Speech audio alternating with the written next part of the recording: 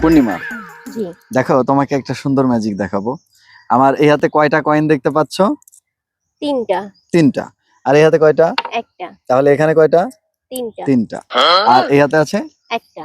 এই 3টা কয়েন আমি এখানে রেখে দিলাম, রেখে দিয়ে এই গ্লাস দিয়ে ঢেকে দিলাম। জি। আর এখানে আছে কয়টা? 1টা। এই একটাকে আমি এই হাতে রেখে দিচ্ছি, কোথায় আছে? ওই হাতে। এই হাতেই থাকবে। আবার জি। দেখো এই একটাকে আমি এই হাতে রেখে দিলাম, কোথায় আছে? ওই হাতে। এই হাতে। এবার ম্যাজিকটা দেখো, আমি এই কয়েনটাকে একেবারে ছোট করে ফেলছি, আরো ছোট, আরো ছোট, এবং এখন মজার ব্যাপার হলো এই কয়েনটা যেটা এই হাতে ছিল আর এখানে জি। 3টা ছিল, জি।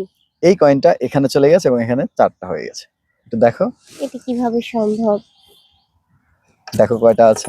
আসলেই তো 4টা। হ্যাঁ। কিন্তু কিভাবে আসলো? কিভাবে আসলো এই প্রশ্নের উত্তর আমি কাউকে কখনোই দেই না। একবার তুমি ট্রাই একটু, করে দেখি। হ্যাঁ হ্যাঁ অবশ্যই ট্রাই করো, আমি যাই। এই হাতে রাখলাম, এই হাতে 3টা।